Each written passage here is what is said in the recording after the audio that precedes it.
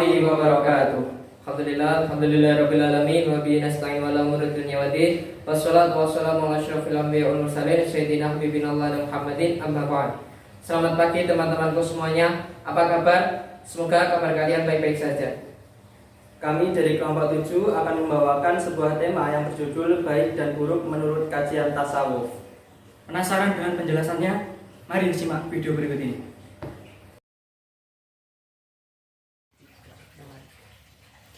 Baik, untuk yang pertama kita akan membahas tentang pengertian baik dan buruk. Dalam istilah baik dan buruk itu sudah kita kenal dalam kehidupan sehari-hari. Tetapi apakah kita mengetahui apa sih pengertian baik, apakah pengertian buruk? Di sini kita akan membahasnya. Baik itu dapat diartikan sebagai sesuatu yang telah mencapai kesempurnaan.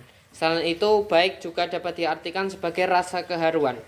Sehingga dapat disimpulkan dalam sebuah konsep bahwasanya kebaikan itu apabila sesuatu yang mencangkup tentang zat, maka dia mengandung kebaikan bagi pemiliknya. Dan bila keadaan atau menyangkut tentang sebuah keadaan, maka kebaikan itu memberikan rasa puas dan senang bagi yang mengalaminya. Dan bila itu sebagai suatu capaian, maka adalah puncak kesempurnaan bagi yang mencapainya. Dan apabila itu sebuah nilai, maka dia adalah sebuah kebenaran. Sehingga dapat kita simpulkan kita ambil intisari bahwasanya kebaikan adalah sesuatu yang telah mencapai kesempurnaan, sesuatu yang menimbulkan rasa keharuan, sesuatu yang mempunyai nilai kebenaran, dan sesuatu yang sesuai dengan keinginan, serta bila ia mendatangkan rahmat, maka dapat mendatangkan sebuah perasaan haru atau senang bagi yang memilikinya. Nah, antara kebaikan dan keburukan itu merupakan sebuah perlawanan, sehingga dapat disimpulkan bahwasanya buruk adalah lawan dari kebaikan, yang dapat diartikan sebagai rusak ataupun sebuah kejahatan atau sesuatu yang tidak pantas, tidak patut ataupun tidak layak. Dari pendapat-pendapat itu dapat diikhtisarkan bahwasanya buruk atau keburukan adalah tidak baik atau sesuatu yang tidak baik, yang tidak seperti seharusnya. Dapat juga diartikan sebagai perbuatan yang tercela atau yang tidak pantas. Nah, bagaimana tuh sesuatu itu dapat dikatakan baik atau buruk? Sesuatu dikatakan baik atau buruk itu ada kalanya sifatnya subjektif dan ada kalanya objektif. Subjektif itu menyangkut tentang diri pribadi seseorang. Jadi sesuatu yang dianggap baik oleh si A itu belum tentu dianggap baik oleh si B. Begitupun sebaliknya. Adapun sesuatu secara objektif, sesuatu dikatakan baik dan buruk itu mengacu pada Al-Quran dan hadis. Kebaikan itu ada kebaikan yang berhubungan dengan objektif, itu ada kalanya kebaikan sebagai cara atau jalan, dan ada kalanya kebaikan sebagai tujuan akhir. Antara kebaikan sebagai cara atau jalan dan tujuan akhir itu harus selaras. Mungkin itu sedikit materi tentang pengertian baik dan buruk. Selanjutnya akan dilanjutkan oleh teman saya. Untuk materi selanjutnya mengenai istilah-istilah baik dan buruk dalam kajian keislaman, di sini terdapat banyak istilah-istilah yang digunakan untuk menunjukkan hal baik dan juga hal buruk sebagai lawan katanya. Istilah-istilah tersebut antara lain yang pertama yaitu al-hasanah. Nah, al-hasanah digunakan untuk menggambarkan kenikmatan manusia pada dirinya, badannya, dan keadaannya. Istilah ini dibagi menjadi 3 bagian, yaitu hasanah dari segi akal, hasanah dari segi hawa nafsu, dan hasanah dari segi panca indera. Sedangkan lawan katanya yaitu sayyi'ah, yang mana istilah ini biasanya digunakan untuk kelaparan, kesempitan, atau kesusahan. Untuk istilah selanjutnya yaitu ada thayyibah. Nah, apa sih kalimat thayyibah itu? Apa sih istilah yang dimaksud dengan kalimat thayyibah?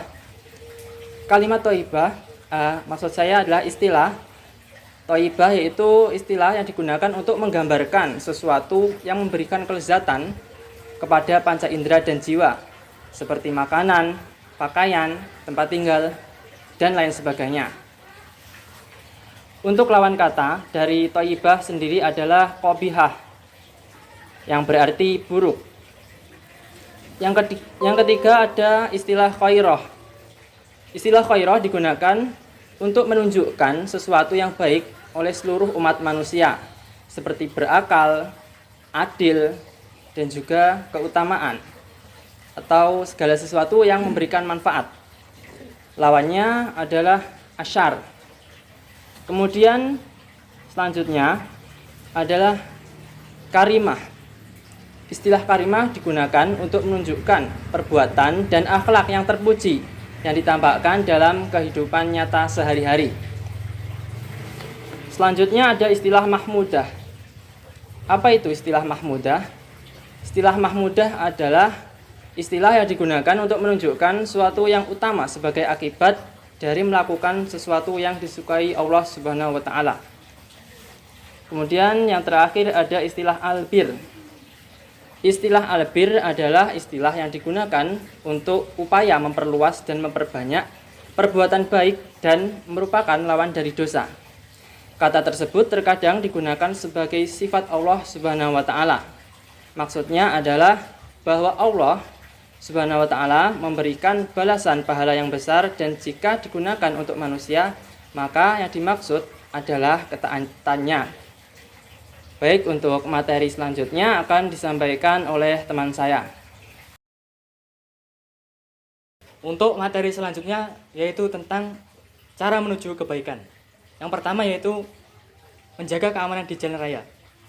Misalnya ketika ada kerikil atau bebatuan yang ada di jalan raya atau di tengah jalan, hendaknya kita menyingkirkan batu tersebut sehingga tidak mencelakakan orang lain yang melintasinya. Yang kedua yaitu menyambut tamu atau saudara kita dengan baik. Misalnya ada orang yang bertamu ke rumah kita, hendaknya kita itu memuliakannya dengan wajah yang gembira, menjamunya dengan penuh kasih sayang. Yang ketiga yaitu adil terhadap orang yang berselisih. Misalnya ketika ada dua pihak yang berselisih, yaitu langkah kita yaitu menjadi hakim di antara keduanya.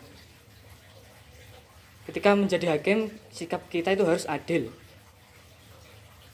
Nah, itu bisa disebut juga dengan cara menuju kebaikan. Poin 4, membantu orang yang kesusahan. Misalnya, tolong menolong atau membantu tetangga yang sedang mengalami kesusahan. Nomor 5, membiasakan diri untuk ke masjid. Kita menuju ke masjid itu jika niat kita baik, maka itu adalah salah satu contoh kebaikan. Misalnya dengan berzikir sebelum menuju ke masjid. Nomor 6 yaitu berperilaku baik. Nah, berperilaku baik ini banyak contohnya. Misalnya ya tolong menolong itu ya banyak sekali. Nomor 7, makan dan minum yang halal. Dengan makan minum yang halal itu adalah salah satu kebaikan, karena sudah pasti makan dan minum yang halal itu adalah termasuk perbuatan yang baik, karena makan yang halal itu bergizi dan sudah pasti akan menjadi baik di tubuh kita. Untuk selanjutnya yaitu cara menghindari keburukan. Nomor 1 yaitu selalu mengingat akibat perbuatan buruk. Nomor 2, menghindari tempat yang membawa ke perbuatan maksiat. Nomor 3, mengetahui kisah-kisah orang yang bermaksiat untuk dijadikan pelajaran. Nomor 4, mencegah diri dari hal yang menjerumuskan ke perbuatan-perbuatan maksiat. Selanjutnya, cara mencegah keburukan. 1, amar ma'ruf. Seperti yang kita ketahui, amar ma'ruf adalah perbuatan yang baik atau usaha menanamkan atau membudayakan nilai-nilai Islam dengan kenyataan secara individu, keluarga, dan kemasyarakatan. Nomor 2, nahi mungkar. Nahi mungkar yaitu mencegah keburukan. Hendaknya kita sebelum melakukan perbuatan itu, kita mempertimbangkan sisi baik dan buruknya. Nomor 3, iman kepada Allah. Cara mencegah keburukan yaitu dengan beriman kepada Allah, dengan mendekatkan diri kita padanya. Nomor 4, masalah mafsadah. Pada poin ini yaitu cenderung pada kebaikan atau keburukan alam dan lingkungan secara umum yang bersifat alamiah. Amalia. Nomor 5, al-bir dan al-fahisyah, yaitu kebaikan hakiki yang menggambarkan integrasi akal, perasaan, sekaligus tuntunan syarak dalam baik dan buruk. Demikian tadi sedikit penjelasan materi dari kami. Terima kasih atas segala perhatiannya. Apabila ada kurang lebihnya mohon maaf. Akhiran, Wassalamualaikum warahmatullahi wabarakatuh.